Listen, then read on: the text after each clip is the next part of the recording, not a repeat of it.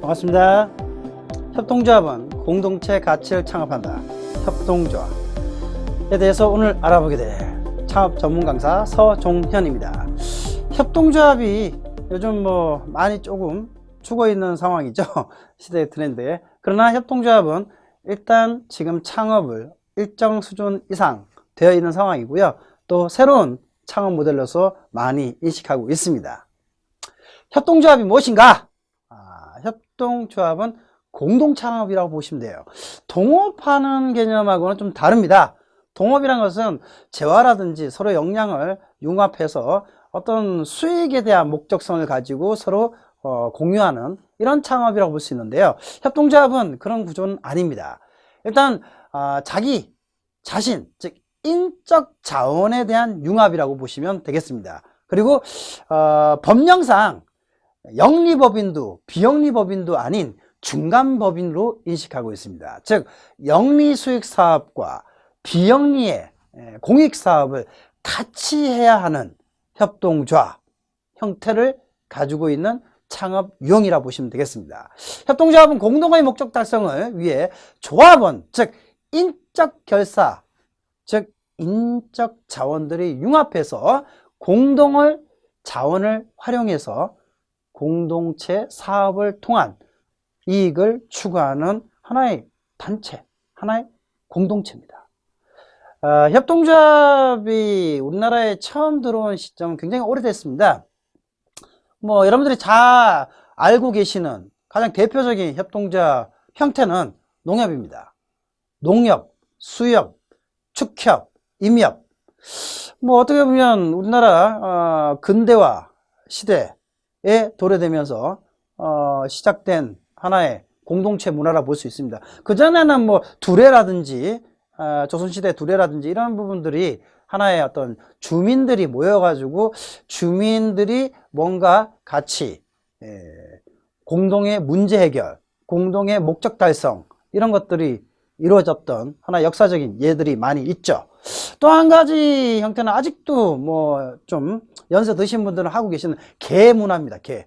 강아지 개가 아니라 일단 일정 부분의 돈을 서로가 모아가지고 한 사람씩 그 개돈을 타가는 솔직히 8, 90년대에는 개 문화가 굉장히 좀 활성화되어 있었던 시절이죠.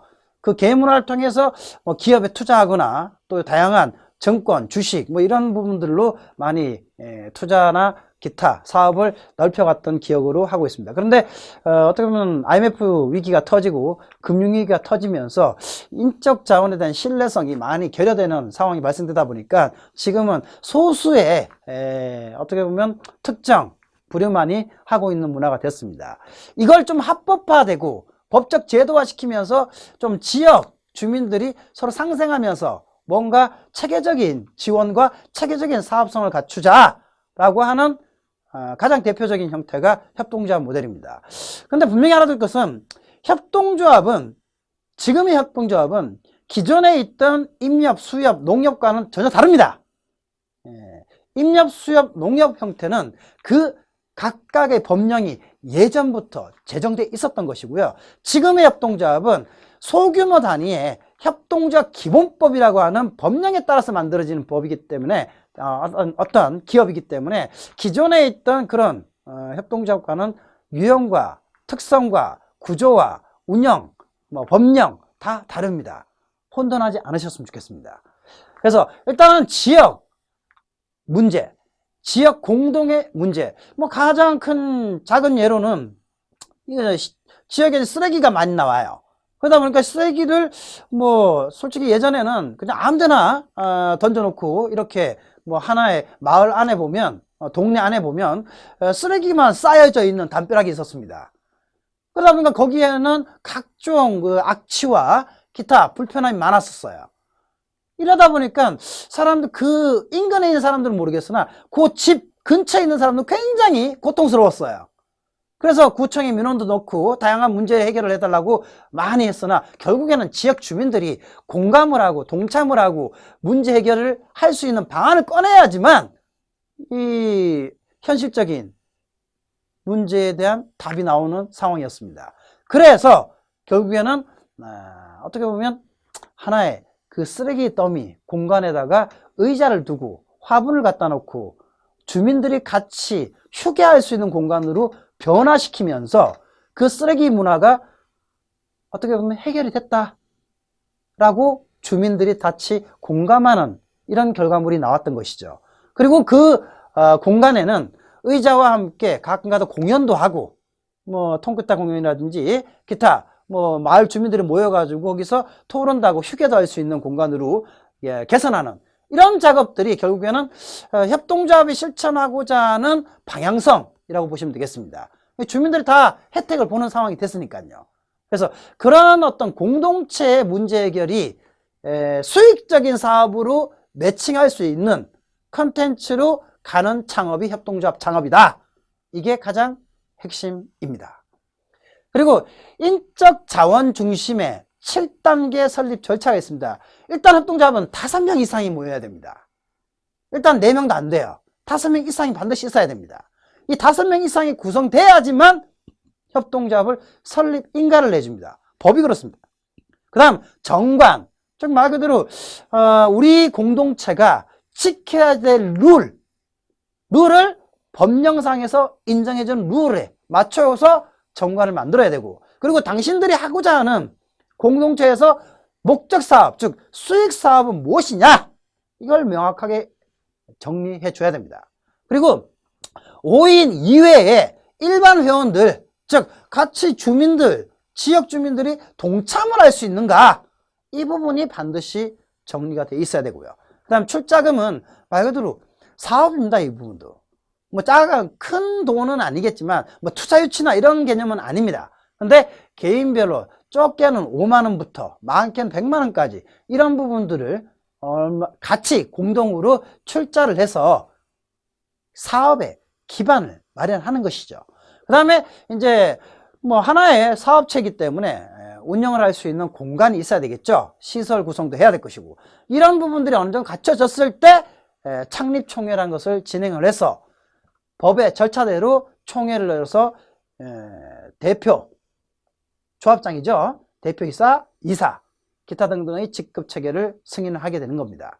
그리고 최종적으로 지자체에다가 설립 신고를 해서 설립 신고증을 발부받고 사업자 등록증을 등록해야지만 전체적인 마무리가 되는 협동조합의 설립 단계입니다.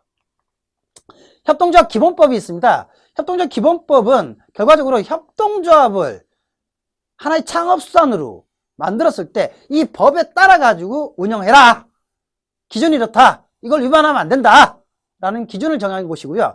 일반적인 협동조합이 있다고 하면 협동조합을 묶어서 어떻게 보면 2개, 3개 이상 협동조합을 묶어서 연합회를 또 만들 수 있습니다. 그리고 사회적 협동조합이라는 것이 또 따로 있습니다. 사회적 협동조합은 비영리법인입니다. 일반 협동조합은 영리활동을 할 수 있지만 사회적 협동조합은 비영리 중심입니다. 결론은 비영리라는 것은 수익을 내면 안 돼요. 그래서 뭐 연말에 재무제표가 다 제로가 돼야 됩니다. 이 부분은 어떻게 보면 공익적인 활동을 목적으로 하는 법인이란, 즉 공동체라는 뜻입니다. 그리고 사회적 협동조합 연합회를 또 구성할 수 있고요. 기타 뭐 다중이의 협동조합이라든지 기타 등등이 있는데 협동조합 여러 가지 유형 중에 있습니다. 가장 대표적인 것이 강남 쪽이 뭐 어떤 빵집들이 조금 힘들어 가지고 빵집 5개가 묶어 가지고 공동으로 제빵을 숙성하고 제조할 수 있는 뭐 지금 하는 공유 주방이죠. 그런 것을 만들어 놓고 나머지 그 가게들은 판매만 주로 하는 이런 형식의 협업 구조를 구성해서 굉장히 좋은 결과물을 만들었었습니다. 그때 당시에는 공유주방 개념은 없었습니다. 공유주방은 최근 뭐 3, 4년 사이에 굉장히 좀 많이 활성화됐죠. 뭐 요즘은 워낙 또 그 주방 용품이라든지 이런 것들이 고가이기도 하고 또 어떻게 보면 그런 주방용품이 비슷비슷하다고 합니다. 근데 어떤 동종업종끼리가 서로가 묶어가지고 하나의 주방을 사용하면서 각각 제품을 만들어내는 거, 그리고 요즘 배달 문화가 굉장히 정착이 되다 보니 그런 배달 문화에 기반한 공유 주방 형태의 협동조합도 만들어지고 있습니다. 자, 협동조합은 왜 필요하냐? 결과적으로 생활과 지역 문제 해결이 쉽지 않기 때문에 그렇습니다. 어떻게 보면 뭐 개인의 문제일 수도 있으나 유사한 지역에 있는 동종, 어떻게 보면 유사한 수준, 아니면 유사한 이유, 유사한 문제를 계속 고민하는 사람들이 결국은 같이 모여서 이 문제를 공동으로 아이디어를 꺼내서 해결하는 방법의 사업성을 갖춰야 된다는 것이죠. 그래서 공동체를 위한 개인의 문제를 극복하고 사회 초기, 사업 초기에 자금 확보를 좀 더 안정적으로 확보하고 지역 주민 인적 교류를 활성화시키고, 그리고 공동 창업을 통한 사업 안정화를 하고 사업 확장 및 고객 확보가 용이하도록 준비를 하고 지역 주민 고객화 및 수익 창출이 용이한 이런 형식의 협동조합이 최고의 협동조합이 될 수 있을 것이라고 말씀드릴 수 있습니다.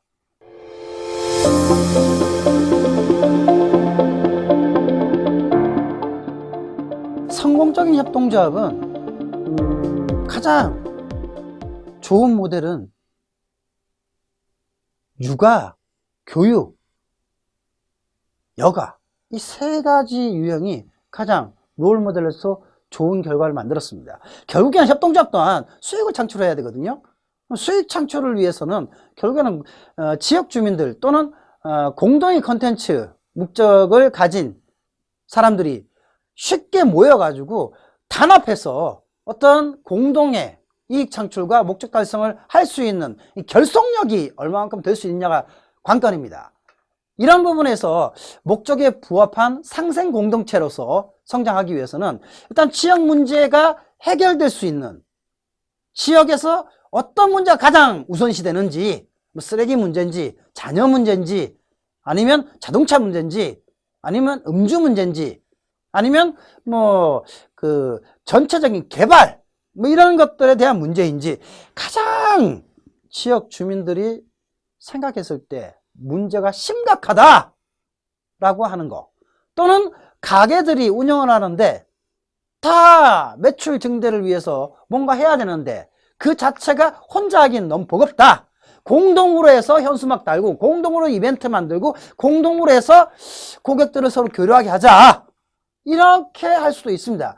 뭐 어떤 부분에서는 지역의 세탁소, 그리고 식당, 유치원, 그리고 뭐 미용실, 그리고 화장품 가게, 이렇게 묶으면 전혀 다른 업종들이에요. 이 부분은 이 업종에 대한 융합 협동체라고 볼 수 있는데요. 이런 것들이 지역 주민들을 서로 공유하는 거죠.